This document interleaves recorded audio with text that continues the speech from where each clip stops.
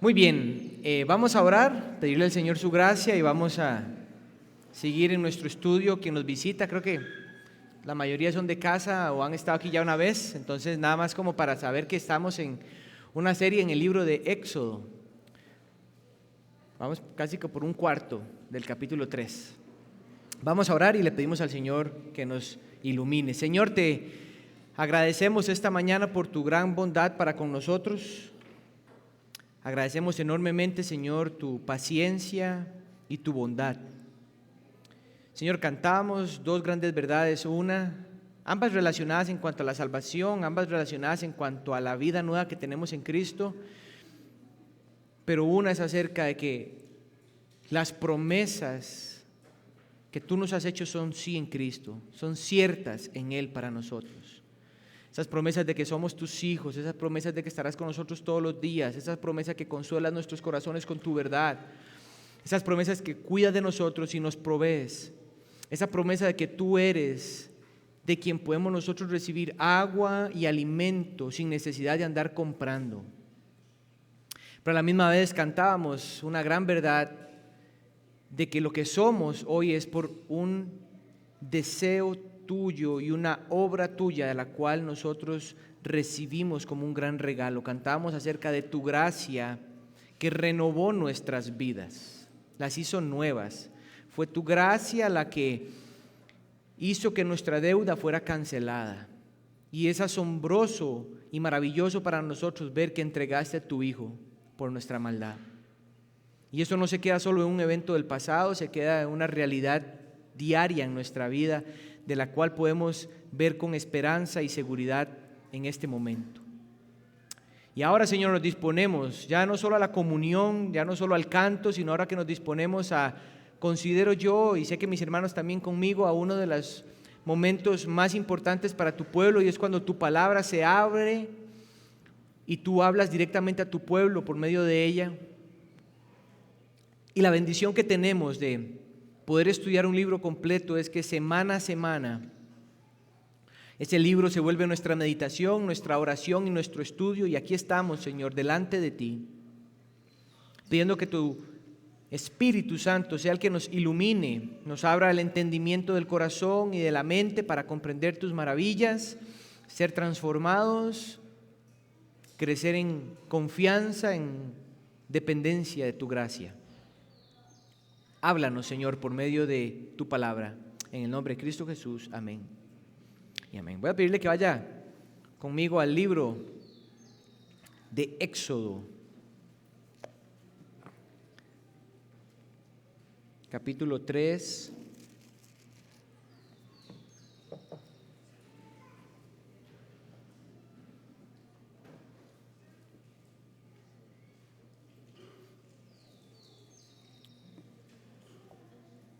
Téngalo ahí y nada más ahorita leemos la porción que vamos a hacer, pero déjenme nada más como retomar un poco lo que hablamos la semana pasada en el cine. La semana pasada estudiábamos la primera parte de la revelación o esta revelación del Dios Santo a Moisés. Yo decía en aquel momento y sigo considerando que este es uno de los encuentros más poderosos y transformadores que nos encontramos en la Escritura realmente. Afirmamos también que probablemente Moisés nunca olvidaría ese encuentro de ese día, cuando salió a pastorear las ovejas de su suegro a un monte conocido, y en ese monte conocido, ya él teniendo 40 años, ya no era un muchachito, pero en esta vez, ese monte conocido habían pasado, o en ese tiempo en el desierto ya no 40 años, sino ahora otros 40 años, o sea, Moisés tenía 80 y está pastoreando con 80 años el rebaño de su suegro, y en ese monte, habiendo muchas zarzas, una de ellas particularmente tenía un fuego que hacía que no la consumía. Y Moisés, al verse maravillado de que la zarza no se consumía, se acercó a la zarza, y el ángel del Señor vio que Moisés venía, o Dios le dijo: Moisés, Moisés. Y Moisés, asombrado, responde: aquí estoy, Señor. Y el Señor continuó diciendo, le dijo: no te acerques más, porque el lugar donde estás, el pedazo de desierto, es tierra santa. Se había convertido de lo profano a lo santo, se había convertido en algo completamente divino. Y decíamos que todo lo que Dios toca lo santifica. Y Moisés se quita sus sandalias como ilustración de humillación y de entendimiento de que ahora sus sandalias representaban privilegios, cierta posición, las abandonaba, y al estar descalzo comunicaba esclavitud o disposición a convertirse en un siervo para el Señor que le hablaba. Y dice el texto que cuando Moisés se quita las sandalias, el Señor sigue hablando y ahora se manifiesta y dice: yo soy el Dios de tus padres, el Dios de Abraham, el Dios de Isaac, el Dios de Jacob. Y dice, y concluíamos que Moisés terminó ese encuentro quitando su mirada porque tenía temor, tenía una reverencia delante de quien estaba hablando con él.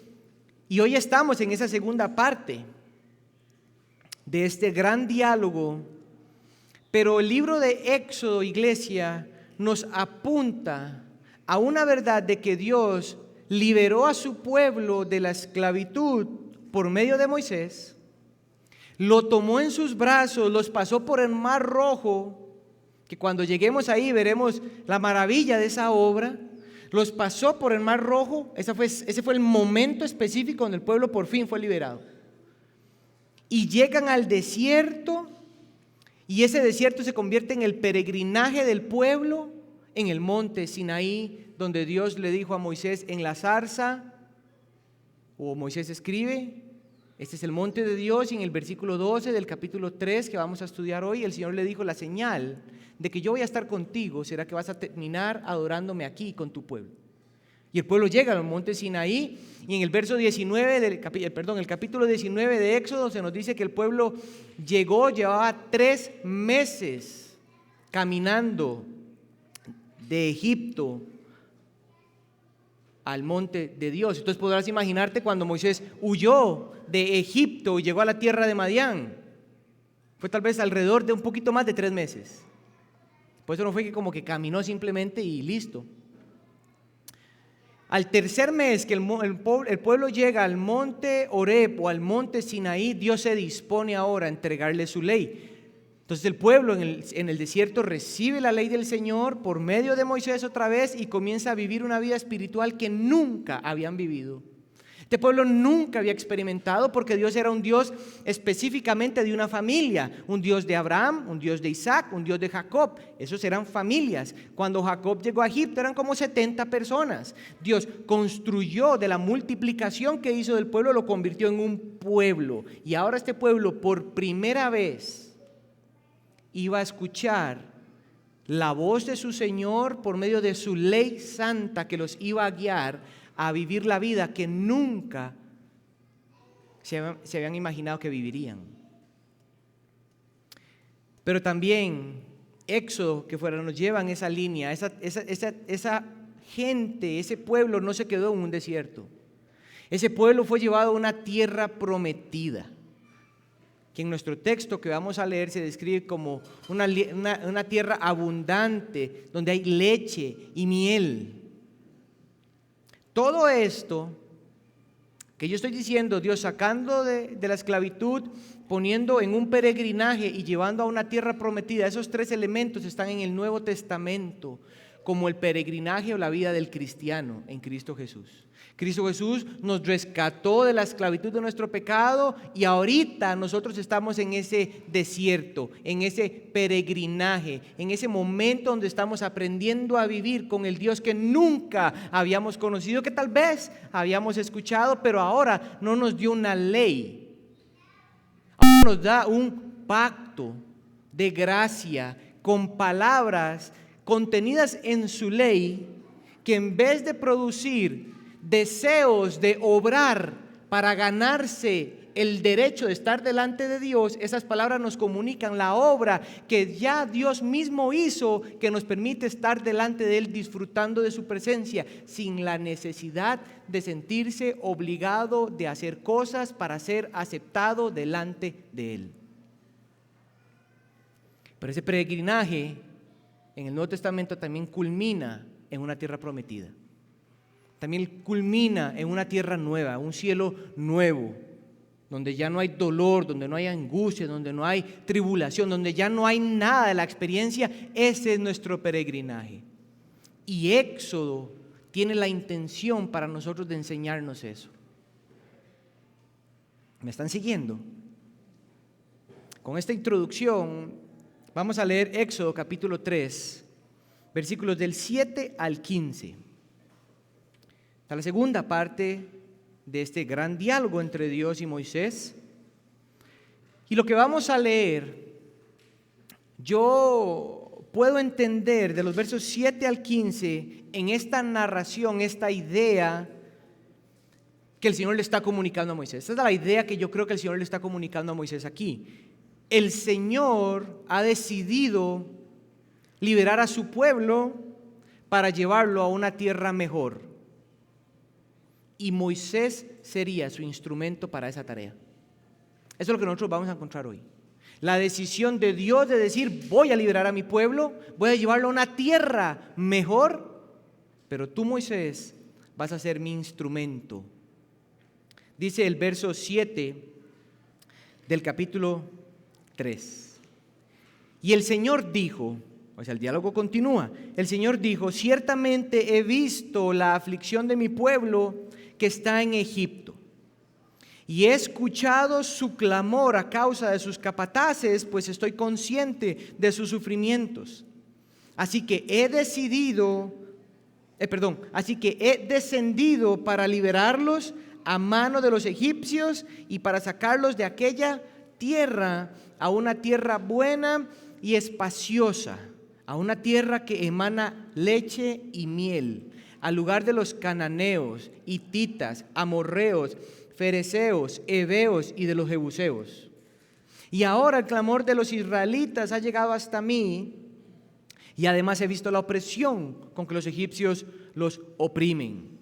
Verso 10: ahora entonces ven, y yo te enviaré a Faraón para que saques a mi pueblo, a los israelitas de Egipto. Y Moisés dijo al Señor: pero ¿quién soy yo para ir a Egipto, o para ir a Faraón y sacar a los israelitas de Egipto? Verso 12: ciertamente yo estaré contigo, le respondió el Señor, y la señal para ti de que yo soy el que te ha enviado será esta: cuando haya sacado al pueblo de Egipto, ustedes adorarán a Dios en medio de este monte.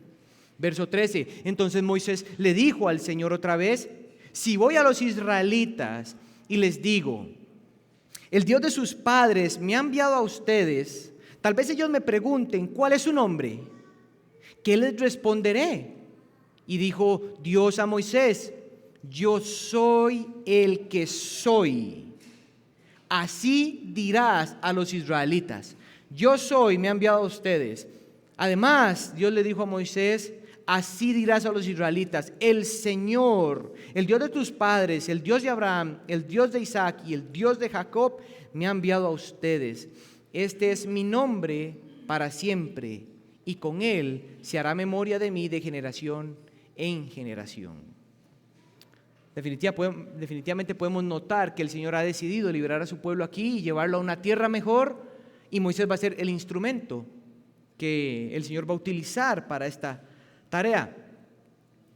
Vamos a dividir este diálogo otra vez en tres partes. Hay tres partes en este diálogo que nos dan como el orden. Pero yo espero que hoy salgamos, por un lado, asombrados, iglesia, en confianza o confiados, y salgamos en dependencia de la gracia del Señor en nuestras vidas. Para los que apuntan, aquí está la primera idea, o la primera parte.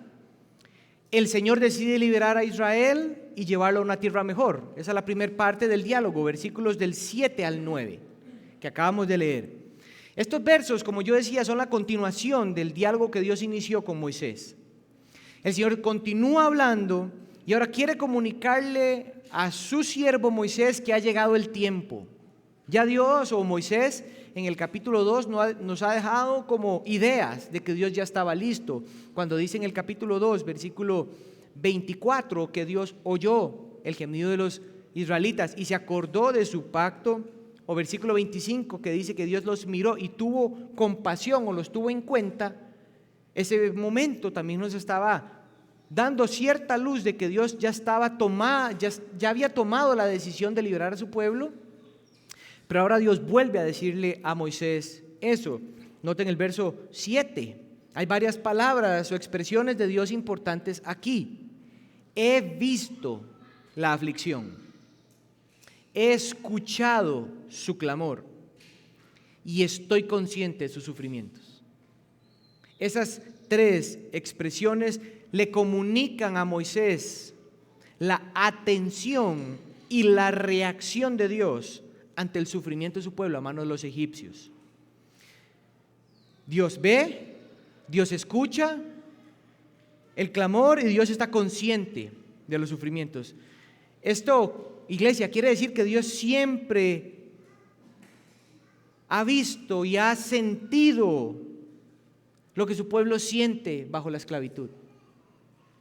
Dios siempre ha visto la agonía y la desesperanza de su pueblo.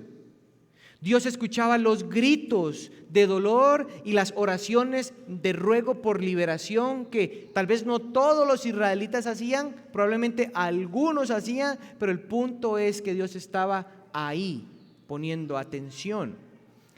En esa idea, en el verso 8, entonces Dios le comunica a Moisés lo que va a hacer. Dice el Señor, así que he descendido para liberarlos.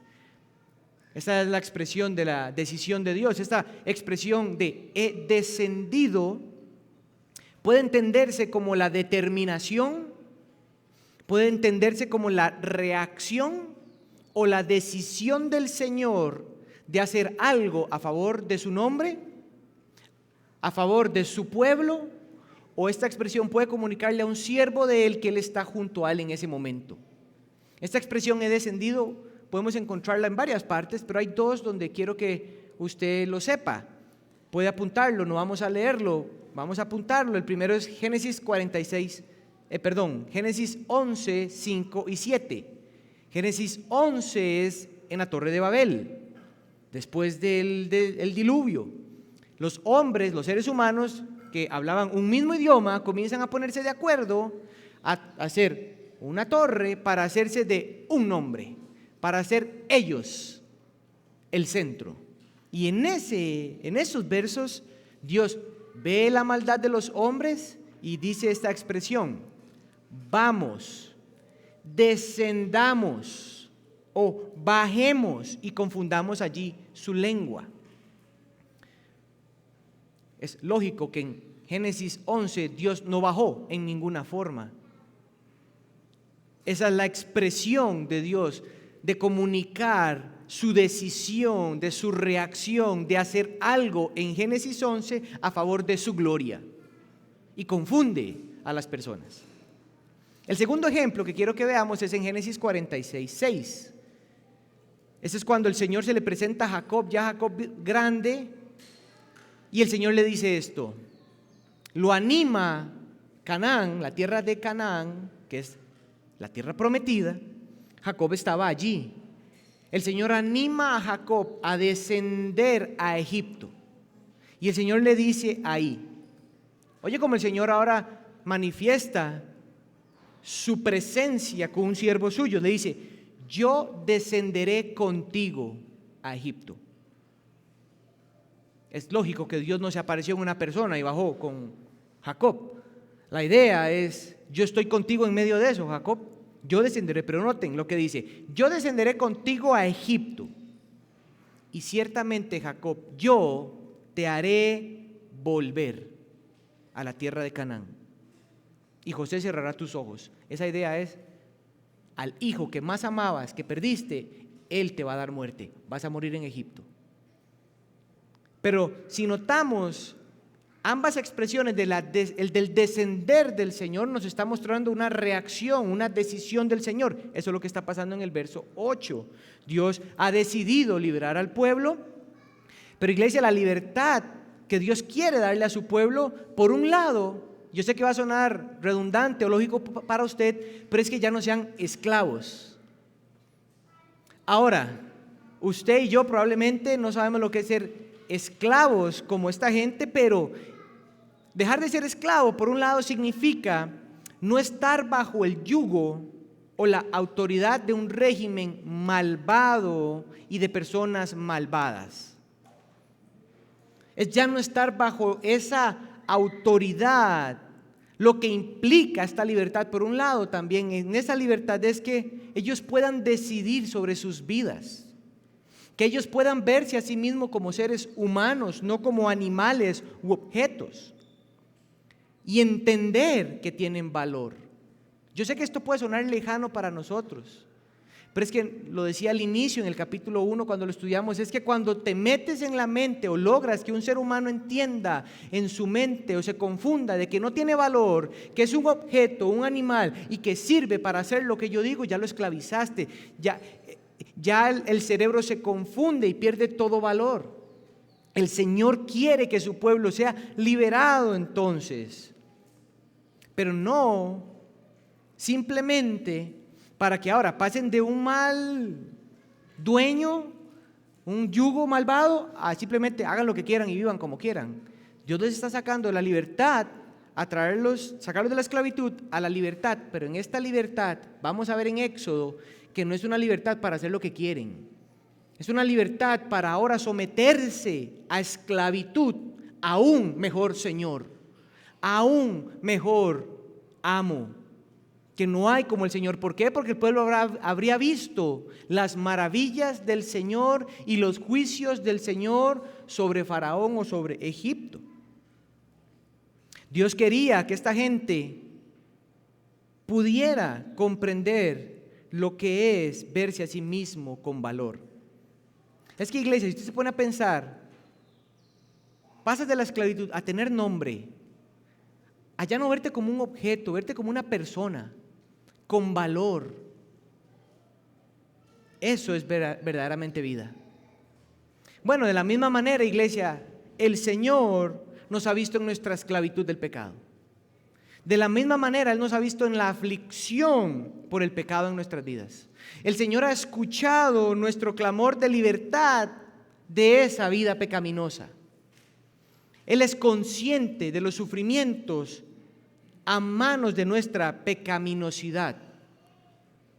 Pero igual que el verso 8, que el Señor dijo, yo he descendido para liberarlos, el Señor descendió en la persona de Cristo Jesús para liberarnos de nuestra esclavitud, darnos libertad, darnos identidad, darnos el valor que siempre hemos tenido delante de sus ojos, esa libertad para que usted y yo experimentemos amor, gracia, bondad, misericordia. Un esclavo nunca ha experimentado eso, iglesia.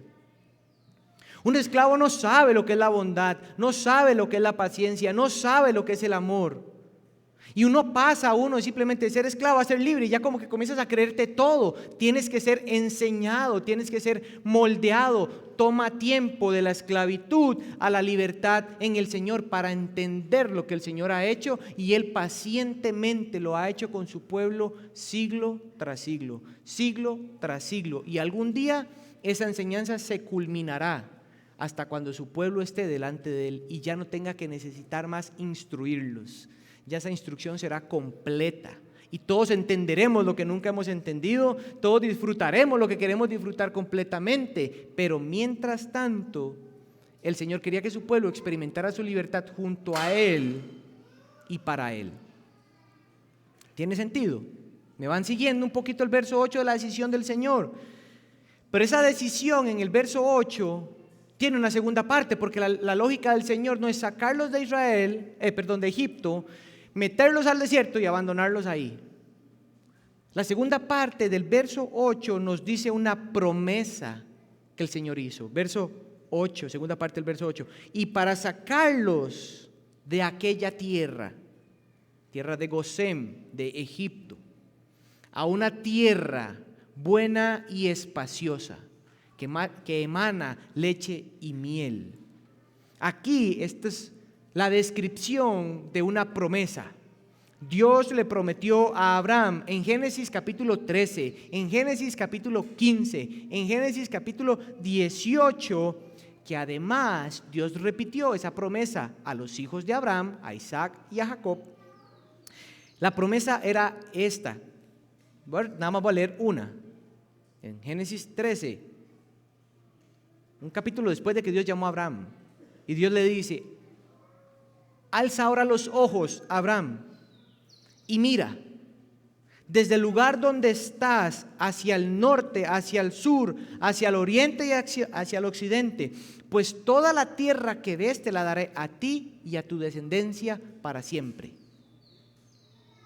Esa es la promesa que Dios pues sigue repitiendo. Interesantemente, José, cuando llega a Egipto y va a morir, José repite esa promesa. En Génesis 50,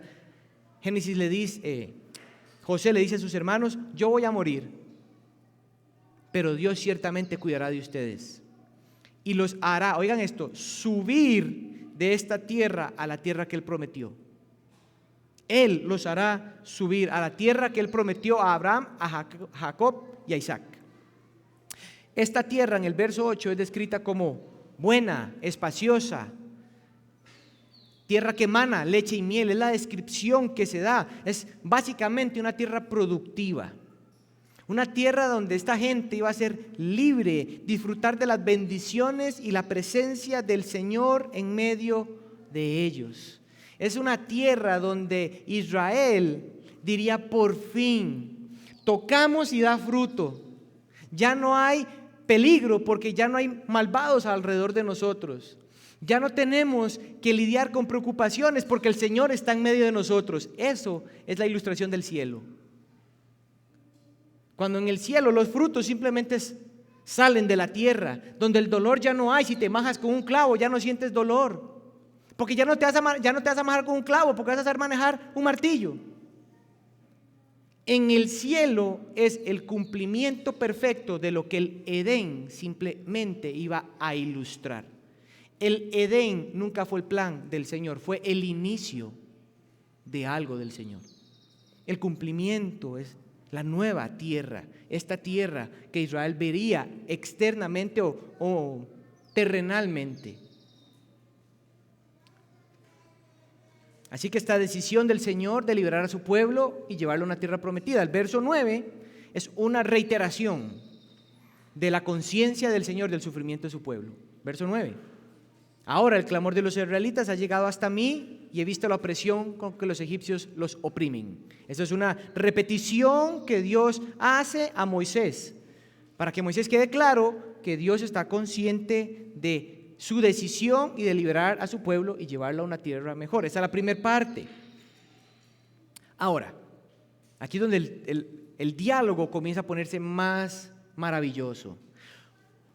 Muchísimas cosas que las narraciones del Antiguo Testamento nos dejan ver es que cuando Dios ha determinado cumplir sus propósitos, sus promesas, sus planes a favor de su pueblo, Él siempre llama a alguien, Él siempre encarga a alguien, Él siempre escoge a alguien para que sean los instrumentos por los cuales el Señor va a cumplir sus promesas y propósitos y mostrar su carácter.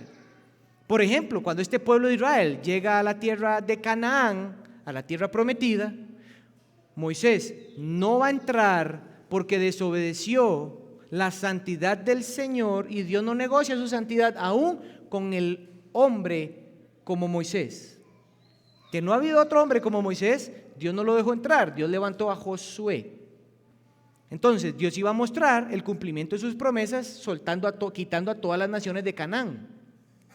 ¿Cómo Dios iba a hacer eso? Por medio de Josué. Pero cuando Josué murió, el pueblo de Israel comenzó a hacer lo que su corazón quería. Ellos eran los que decidían qué era bueno y qué era malo. Entonces el Señor, por amor a su nombre y por gracia a su pueblo, levantó jueces. Esos jueces regían el carácter santo y justo del Señor para guiarlos. En medio, después de eso, el pueblo se le ocurrió, por la influencia que tenía de los mundos alrededores, que le dijeron: Señor, ya nosotros no queremos tu gobierno teocrático. Ya nosotros queremos que sea un Dios que nosotros no podemos ver, el que nos gobierne. Nosotros queremos un rey como tienen los demás pueblos. Danos un rey. Y el Señor, por amor a su nombre y por amor a su pueblo, les da a David. Voy a brincar Saúl, porque Saúl es otra historia. Pero el Señor les da a David, un hombre conforme al corazón del Señor, y David representaría al Señor en gobierno al pueblo. Lo que estoy diciendo entonces es de que este texto que estamos viendo, Dios presenta sus propósitos, y sus propósitos Dios se los va a manifestar al instrumento que Él escogería. Esa es la segunda parte de nuestro verso. Dios encarga ahora a Moisés para que saque al pueblo de Israel. Verso 10. Ahora entonces, ven, le dice, y te enviaré a Faraón para que saques a mi pueblo, los israelitas, de Egipto. ¿Cómo se sentiría usted si usted fuera Moisés en ese punto? ¿Qué pensamientos pasarían por tu mente cuando escuchas esas palabras del Señor para tu vida? Es increíble que lo que Dios está diciendo aquí es que sus obras poderosas, sus juicios, sus maravillas, sus señales y prodigios en la tierra de Egipto, en la libertad, en el desierto, para que el pueblo viera la gracia, el poder, la gloria y la maravilla de su Señor, todo lo haría por medio de Moisés. ¿Usted se puede imaginar eso? La tarea no era poca cosa. La responsabilidad que la tarea conllevaba tampoco lo era. Y aquí yo creo que es demasiado sencillo para algunos de nosotros desligarnos del texto, porque creo que somos conscientes que no todos somos llamados a pastorear al pueblo del Señor como lo fue Moisés.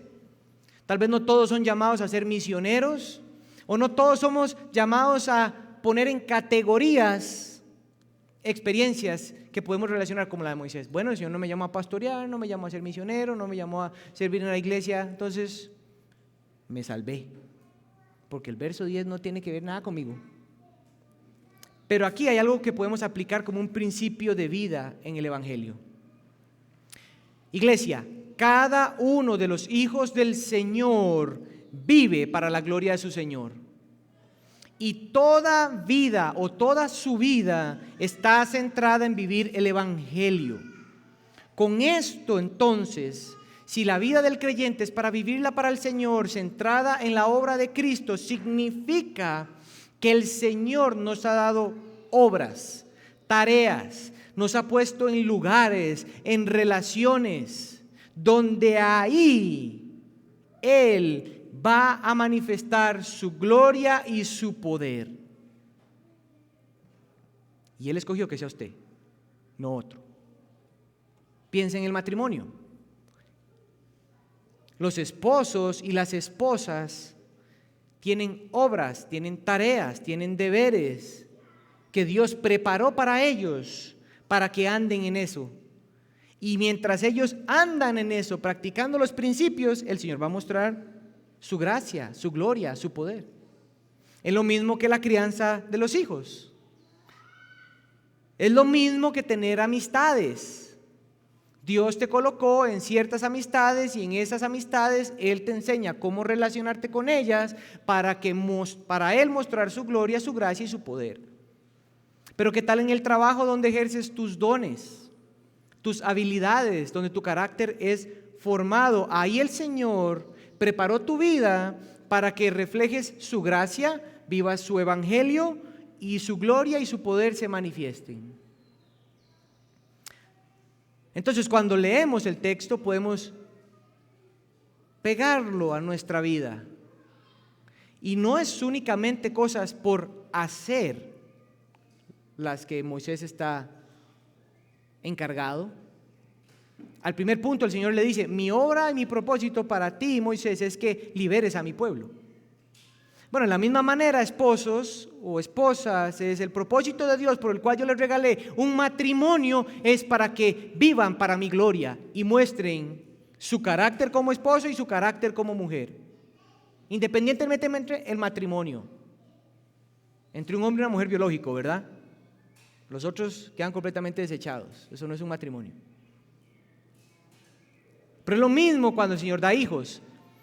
Es lo mismo cuando el Señor da un trabajo. Es lo mismo cuando el Señor nos pone en amistades. Donde usted quiera, donde usted piense, el Señor te ha puesto ahí.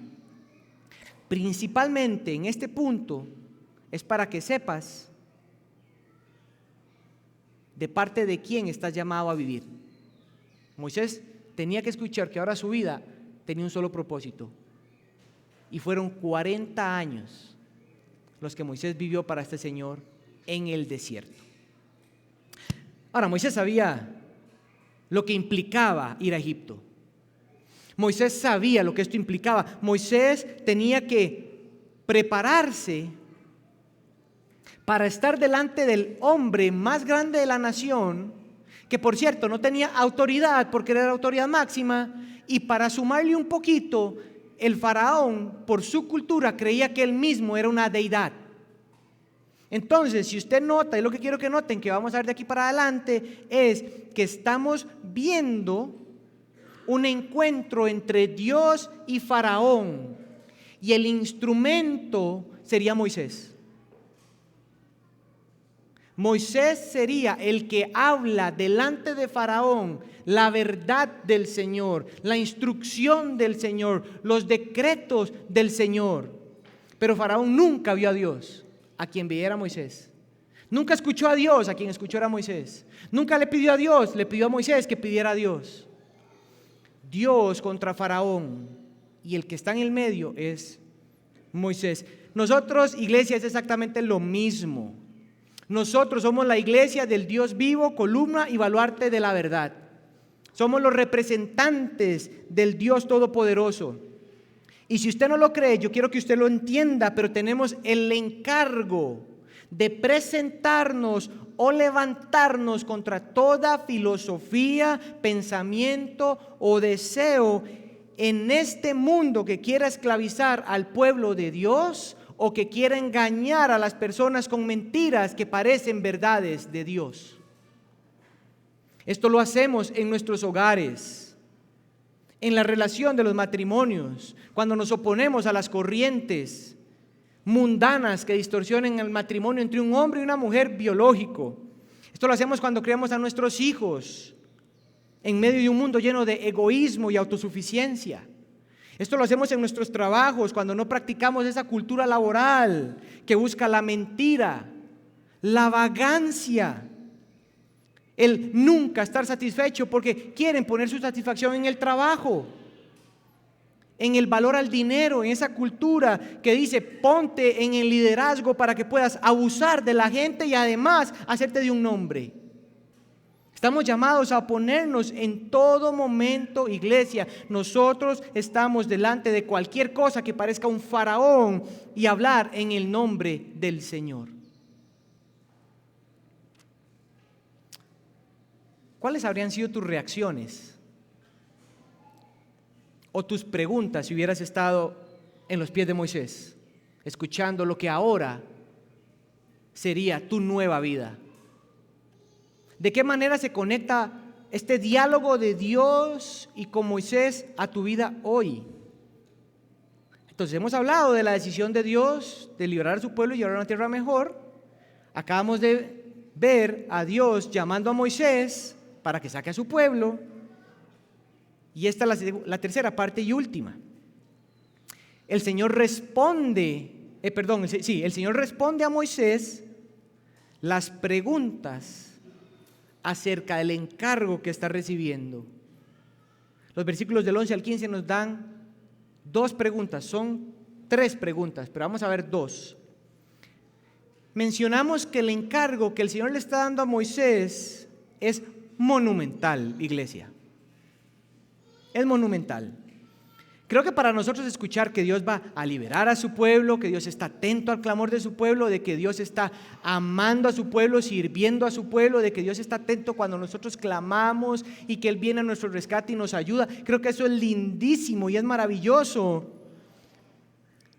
Y probablemente Moisés estaba convencido de eso, pero creo que lo que asombra a Moisés fue que el Señor determinara que fuera Él el encargado para que su pueblo experimentara eso. ¿Qué tal si usted es el encargado de parte del Señor para que tu matrimonio, tu crianza, tu familia, tus amistades, las amistades en tu trabajo,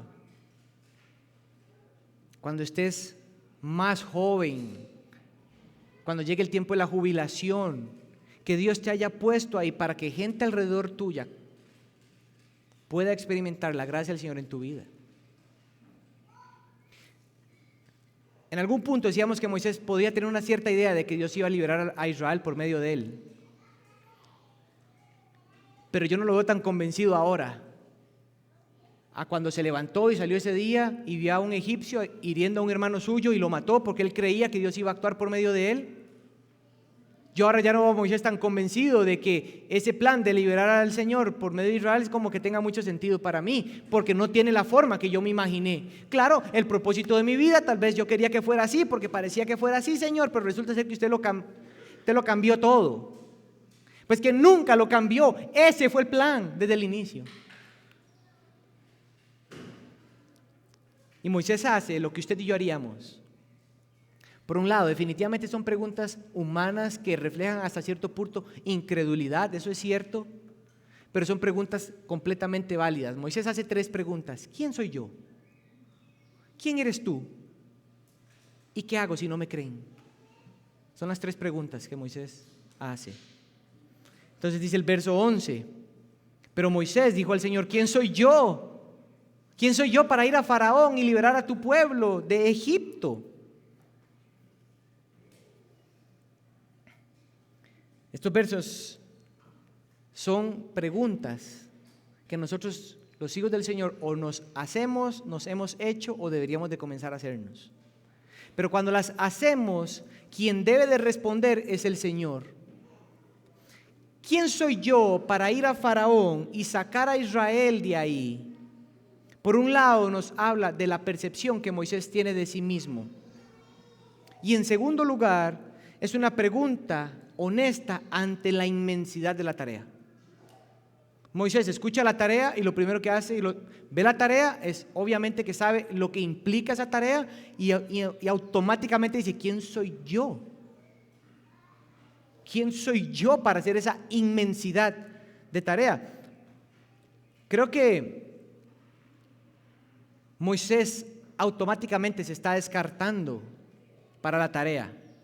Y yo creo que eso es bueno reconocerlo, porque es más engañoso que Moisés creía que él podía hacer la tarea, en su caso y el mío, el propósito en nuestra vida, en nuestro matrimonio, en la crianza, en el pastorado, en el servicio como misionero, en el mundo donde estamos llamados a dar la gloria del Señor. Yo creo que Moisés, si se hubiera ido creyendo que él puede hacer eso, porque yo crecí en Egipto, yo conozco cómo piensan los egipcios, o porque tengo la formación, o además porque tengo la experiencia de vida, o cualquier otra cosa, irse a Egipto comprendiendo la tarea basado en su capacidad o en su formación o en su experiencia de vida, hubiera sido el camino a la destrucción de Moisés y del pueblo. ¿Cierto? ¿Basado en qué? Escúcheme bien, iglesia. ¿Basado en qué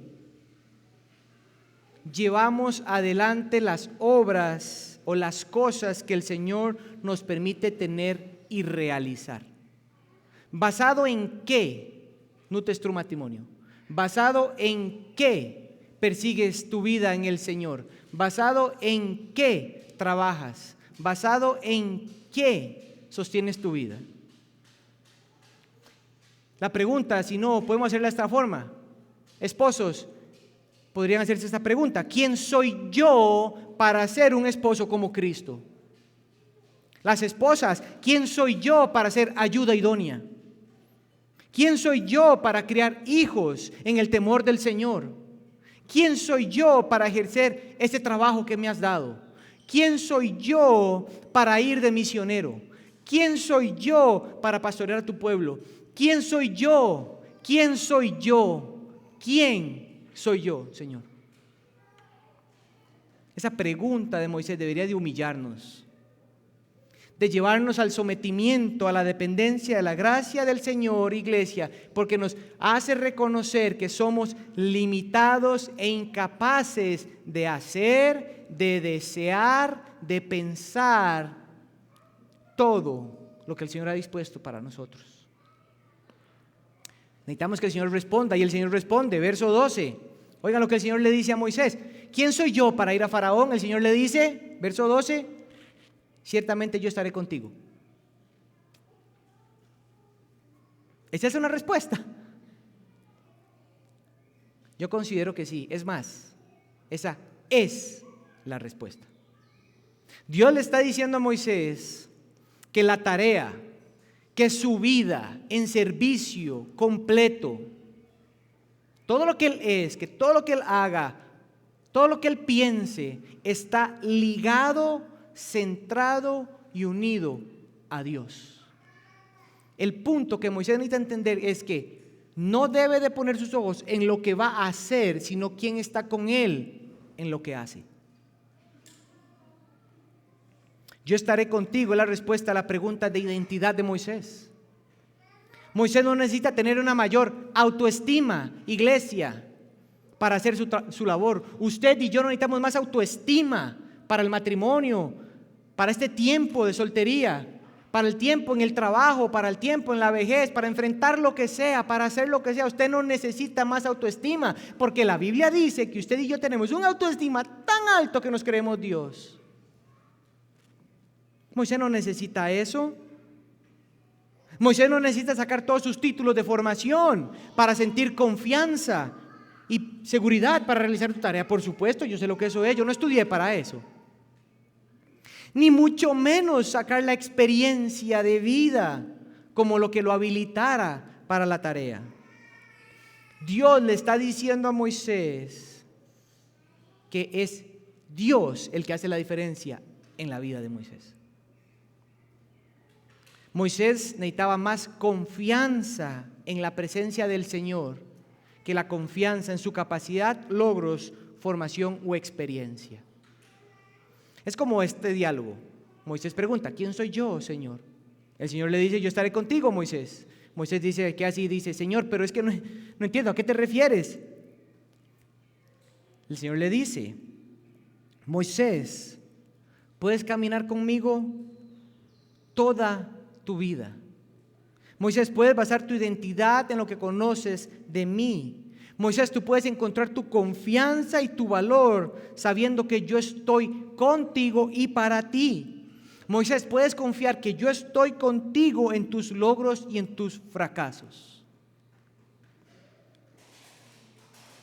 Tanto Moisés como nosotros, iglesia, necesitamos recordar que en donde estemos hoy, haciendo lo que estemos haciendo, el Señor quiere que entendamos que, número uno, nuestras vidas son para Él. Y en segundo lugar, si Él nos llamó a esa vida, Él está con nosotros. Moisés no tenía que, ni usted ni yo tenemos que mostrar fortaleza. El cristianismo nos llama a mostrar debilidad. Moisés no tenía que demostrar autosuficiencia, que todo lo sabe, que todo lo cree, que no dice ni pregunta para no verse como el más ignorante. No, Moisés necesita reconocer dependencia. Yo necesito preguntar todo, Señor, porque no lo sé.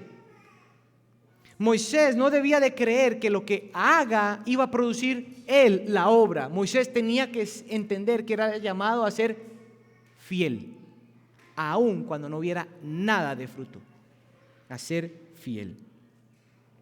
Moisés y nosotros debemos recordar que ese es el mismo Dios que tenemos. Ahora, en esa paciencia, Moisés vuelve a hacer una segunda pregunta. Esta es la última pregunta, de esta tercera parte que es la más grande. Verso 12, perdón. La segunda parte del verso 12 tiene una promesa, una reiteración de Dios con Moisés. Verso 12, ciertamente yo estaré contigo y la señal para ti es de que vas a venir a este monte y vas a adorar. Esa es la seguridad, la garantía para Moisés de que Dios iba a estar con él. Pero Moisés escucha al Señor, se abruma por la tarea, le hace la pregunta que usted y yo haríamos: ¿quién soy yo? Pero ahora Moisés hace una segunda pregunta: ¿quién eres tú? Verso 13. Moisés le dice: si yo voy a los israelitas y les digo, el Dios de sus padres me ha enviado, que es lo que el Señor le dijo en el verso 6, tal vez ellos me pregunten, ¿cuál es su nombre? ¿Qué les digo? ¿Cuál debe ser mi respuesta? Moisés no está preguntando aquí, ¿usted es Dios? No, Moisés ya sabe que Él es Dios. Lo interesante es que para un israelita o para los pueblos semitas de este tiempo, el hablar en nombre de alguien para una tarea, esa gente necesitaba saber el nombre de quién estaba detrás del mensajero. Entonces, cuando Moisés hace la pregunta es porque yo no quiero que los israelitas crean que yo estoy llegando por mis propias fuerzas. Yo voy a llegar y voy a liberarlos. ¿Y quién te envió, Moisés? Eso es lo que está pensando Moisés. Moisés necesita que el pueblo de Israel escuche cómo se llama el Dios de sus padres. Ahora el Señor entonces amorosamente se dispone a responder.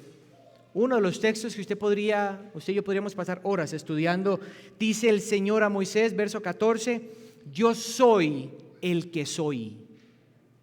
Así dirás a los israelitas, yo soy, me ha enviado a ustedes. Esta respuesta es como seguir martillando ahora en que Moisés se sienta confiado y seguro de quién es el que va a estar con él en la tarea. Este es el mismo Dios, este yo soy es el que está con nosotros en el matrimonio, en la crianza, en lo que hemos conversado. Y si usted pone a pensar, usted y yo respondemos o siempre decimos yo soy algo. Yo soy cristiano, yo soy papá, yo soy esposo, yo soy pastor. Pero es que Dios no está definido por nada fuera de Él. Dios no espera que sea usted o yo el que lo definamos. Dios no necesita que su criatura lo defina. Dios se define a sí mismo para que su criatura entienda cómo debe de adorar a ese Dios que se define a sí mismo. Además, el verbo hebreo aquí, soy, tiene una acción en el tiempo indefinido. Entonces, podría entenderse como yo ser el que ser. ¿Y quién es usted? Yo ser el que ser. Algo como esto. Yo siempre he sido lo que he sido, Moisés. ¿Entienden la magnitud de la expresión de Dios a Moisés? Moisés, yo siempre he sido el que he sido. Moisés, yo soy el que soy. Moisés, yo seré el que seré. Dios es infinitamente más poderoso y en esta manifestación de su nombre personal a Moisés contiene su carácter y la seguridad para sus hijos.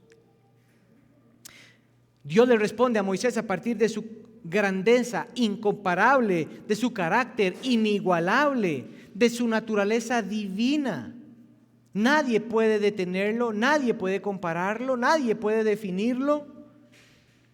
Y él dice, yo soy, el nombre personal del Señor, traducido como Yahweh.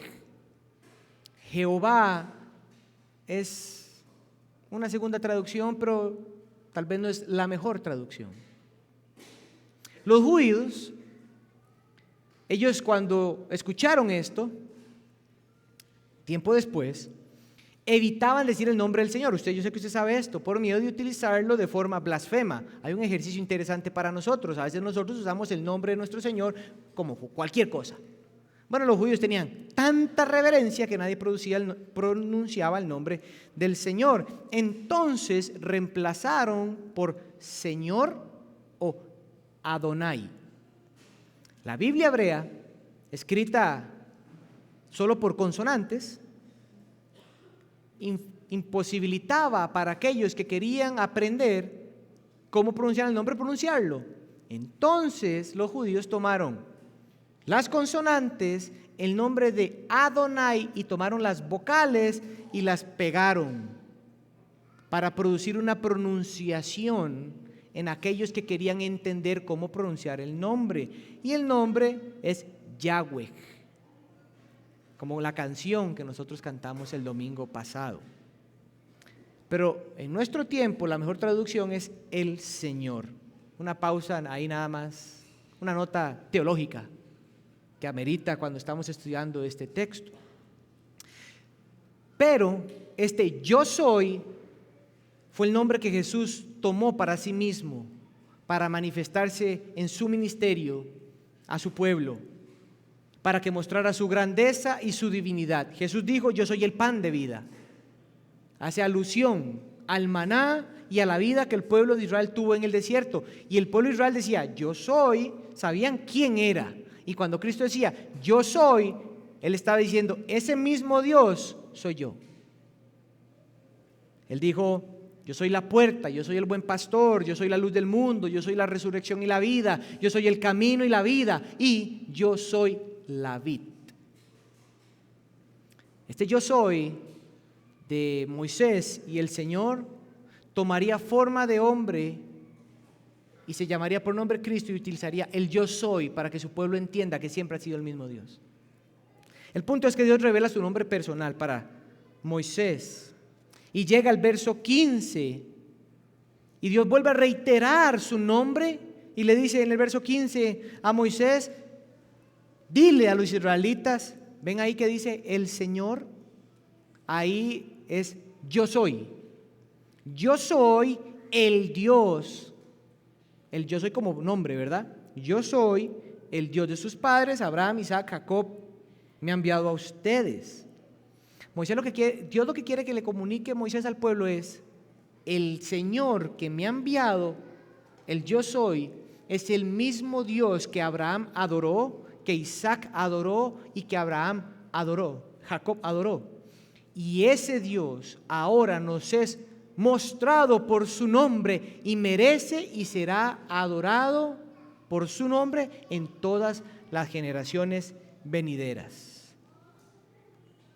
Podemos entonces cerrar esta parte viendo cómo Moisés se acerca a Dios y le hace dos preguntas en las cuales Dios quiere darle confianza, dependencia y seguridad. Para terminar, iglesia, el verso que estudiamos hoy, la narración, nos ha dicho: el Señor ha decidido liberar a su pueblo para llevarlo a una mejor tierra, y Moisés será instrumento para su tarea. Yo quiero que hoy, le pido al Señor que salgamos hoy confiando, alabando y dependiendo de nuestro Dios, porque nos salvó de la esclavitud del pecado y nos puso en un tiempo donde caminando junto a Él llegaremos a la tierra mejor o prometida con Él. Él renovó nuestras vidas para llevarnos a esa tierra. Y mientras estamos en este lado de la eternidad, deseando llegar a casa, mientras peregrinamos aquí, nuestro Señor ha preparado obras para las cuales vamos a andar. Y mientras andamos en esas obras, hagámoslo en gracia, dependiendo de Él, porque su nombre que comunica fidelidad, un Dios que cumple sus promesas y un Dios santo es el que está con nosotros en esa tarea que Moisés recibió y nosotros recibimos. Iglesia, el Dios del Éxodo es el mismo Dios que nosotros tenemos hoy por Cristo Jesús, a quien podemos llamarle Padre. Que nuestros corazones se sientan agradecidos por lo que nuestro Señor es.